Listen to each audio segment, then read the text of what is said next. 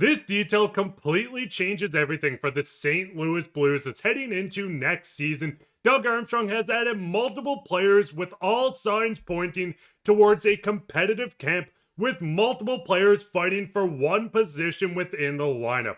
We're going to break down these players, why Blues fans should be excited, and exactly how this implicates the St. Louis Blues heading into next year, and so much more later on this episode. Before we get into that, we're trying to reach a goal of 4,000 subscribers, just 150 away. If you're enjoying this daily Blues content, you want to stay up to date on everything with the Blues, not only this offseason, but heading into next year with game recaps, rumors, reports, trades, anything you can think of, you can catch right here on Blues Digest. So go down and hit that free subscribe button.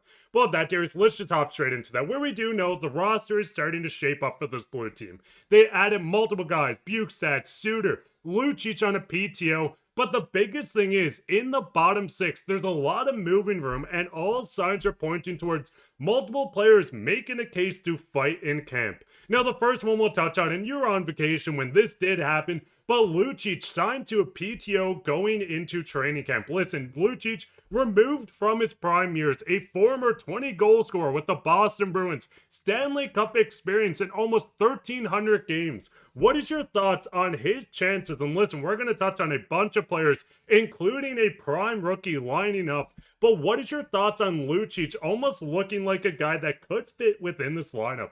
Yeah, I was on vacation when they made this signing, so thank you for covering it on the channel, Mark, but didn't get a chance to talk about Milan Lucic potentially becoming, I guess, obviously signed on a PTO, a St. Louis Blue. And obviously, like you mentioned, far removed from his prime, obviously former 20-goal scorer, his heyday with the Boston Bruins, well in the past at this point. Hasn't played as well. You have to keep that in mind in a full season. So I think that's going to be very interesting and a whole different dynamic heading into training camp. And I don't know exactly what the plan is or the role for this player is on the Blues if you were to make the team. Obviously, like an enforcer type, he's not going to play every night. He would just be there as a power forward, fourth liner kind of thing. But I do wonder if him coming into camp on a PTO has more to do with him pushing some of the younger players with his experience than anything else, and him actually getting a contract out of this. I feel like that's more what this is about than anything else, because to me, again, I don't know what his role is moving forward if he were to make the team. And I would imagine for them to sign him, he has to be, in shape, pretty good shape, and obviously has been skating. So that could make some sense from that point of view. Obviously, it doesn't make sense from the off-ice stuff point of view. Pretty surprising move in that way. But again, I think he's there to maybe push some of the younger guys, and not specifically one-on-one conversations or anything like that, but it's another body in the mix. And I think that's going to be a common theme as we head closer to the season starting. There is going to be so much competition on this team for roster spots on this team come opening night. And there are limited spots, if not no spots left. It's actually absurd. And I think that there is probably subsequent moves coming for that reason. So it's going to create healthy competition in training camp. It's going to push some of the younger guys to really go all out and try and make this team look like they can produce at that high level consistently, which is a good thing. But again, there's going to be a lot of excess players, if you want to call it that are not going to make the team and will either be healthy scratches, being sent down, or obviously released from PTOs. And I think the big thing, at the end of the day, I would love to see Lucic sign on an AHL contract, go down to Springfield, which is a very young team at the moment, help develop some of those guys, and if an injury happens, a trade happens, you can convert this into an NHL contract. He has the experience, even just being in the locker room, working with these kids on the ice. He can help develop these guys, teach them a bigger game, what it takes to have a winning mentality. But what is your guys' thoughts on Lucic? And it goes straight into two new guys. Joseph is someone that fans have talked about a lot. A physical player that had a down year, only 14 points, not looking primed to make the lineup. And it goes even further into Texier as well. These two guys is a bigger picture in my mind. There is a chance they make it into the lineup. They have an impressive camp. Preseason, they could make it in as a full-time player, but it does kind of lead me to believe, Darius, we're looking at a team that has a lot of depth at this point. You have even younger guys trying to fight within the lineup. You have people that can move up and down. And moving on from two of these guys, and listen, I'm not going to say you can go out and trade both of them for a first round pick. The value might not be there, but if they do move both players, freeing up over $5 million, this would open a different realm of moves. But do you think there is a world where we see Joseph, once again, a guy that can play in your bottom six, someone that will be physical, or someone like Texier that was a little bit snake bitten last year, playing 31 games, only having 11 points, cracking this lineup?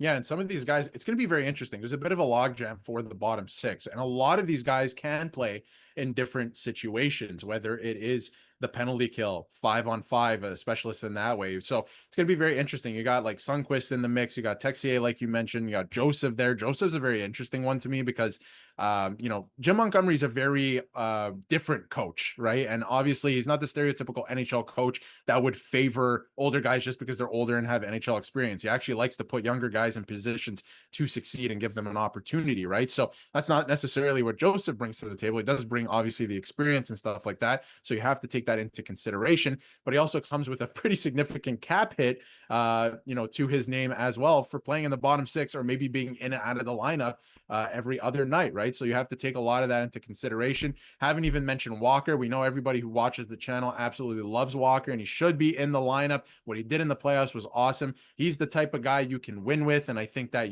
he's just hungry to get back in there and try to make more of an impact and play a bigger role for this team as well. Not necessarily moving up the lineup, but just like do more of what he's good at on the fourth line. Obviously, Jim Montgomery was boosting up his ice time a little bit. We saw that. So that's something that plays into it as well. So I do see, again, I'm not saying they're going to trade both of them, kind of like what you said as well, but I could see Texier and Joseph kind of being expendable depending on what happens in training camp, because you have guys like a Walker who's hungry to be in that spot. What's going to happen with some of the rookies or the younger guys, right? I wouldn't necessarily put them on the fourth line. I don't think that would be good for their development, like a Dvorsky or a Carbonneau or anything like that. But you only have so many roster spots. So it's going to get very interesting. The one guy on the outside looking into me, again, everyone has to come to camp and we'll see what happens. Injuries happen too, right? So we don't know exactly what's going to happen.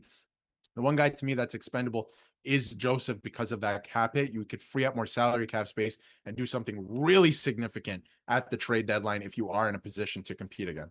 And I think that's the biggest thing is, listen, he can bring physicality to the roster, but if you get Lucic on a veteran minimum, he could step in when you have injuries or if you need someone in a pinch to give someone a rest night. But it does seem like one of these guys in Texier or Walker will be moved due to the cap hit, but it goes straight into the final guy that is kind of looking from the outside in. He's a young player trying to break into the NHL, and it goes straight into Dvorsky. Listen, Dvorsky is an incredible player. He will be for a very long time. Do you think there's a real possibility? And listen, I loved his development in the AHL. Maybe he is ready. But in my mind, I feel like 1 year or even a half year in the A could help with his development. But would you be shocked if going into camp, he kind of blew everyone's socks off and broke into this lineup?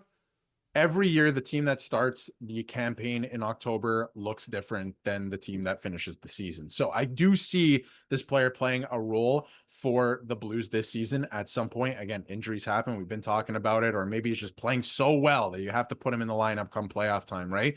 But I do think the future plans for him is to be a second line center for this team, or, he can play on the wing as well. We have to, keep that in mind. He can't play both is what I'm trying to say. So I do think that the Blues are a little bit more jammed on the wing position, especially now when they have a lot of younger players on the wing. So I do think that is ultimately the plan. But this season, all of that to say that this season, I do believe he's probably going to start in the AHL again. It's not a bad thing for his development. I've said on the channel before, and I've said it a lot, that, it's interesting to follow certain players and if their game can translate from the OHL or junior leagues to pro hockey. He's putting up points in the AHL. He looks really good in the AHL.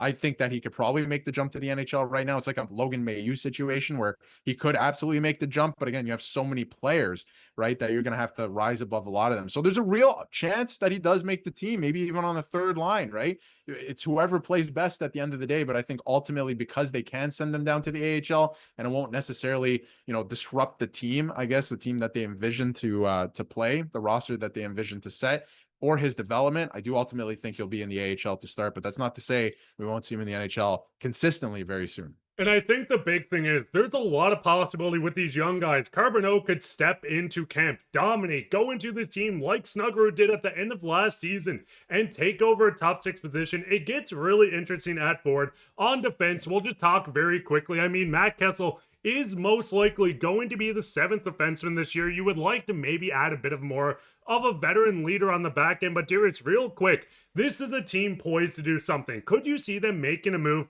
going into training camp, or do you think this might come in the trade deadline? I think they're going to wait to make a move in season. And the reason for that is because you're going to get LTIR relief from Torrey Krug's contract, $6.5 million. Maybe you make another trade to free up salary cap space and add to that pool so you can go out and make a significant move. And the other reason I believe that is because Jim Montgomery really believes in some of the younger players on this team. I think Tyler Tucker's going to play a bigger role this year. I think that, Doug Armstrong's a big fan as well of Logan Mailloux and obviously Jim Montgomery as well. So I think they're going to play bigger roles. They want to give some of these younger guys an opportunity, like a Snuggerud too, like to just play on the team. But in terms of defense, I could see them adding maybe an older guy at the trade deadline that can come in and, ensure, because playoffs, right? Some of these younger guys, if they haven't played in the playoffs, that can be a little crazy. So that's kind of what I see right now. I don't think they're making a move before the season starts. But I mean, Blues fans, what is your thought? What is your thought going into training camp? Do you think anyone we list is going to be traded or make the camp out of going into training camp to break into the season? With that, we'll hop into comments today. Coming from Brian Langley, he says, Carbs has the highest potential. He's the Blues' #1 prospect. And I do agree. This is a team that has a really deep prospect pool. Go down and leave a comment on who do you think has the highest potential out of all prospects. Is it Dvorsky, Carbonneau, someone we haven't even touched on in a video yet? Go let us know down in the comments. While you're down there, leave a like, subscribe, share this with your friends. We'll be back another episode tomorrow, so keep your eye out for that. But I've been your host, Mark, with my co-host, Darius, and take care.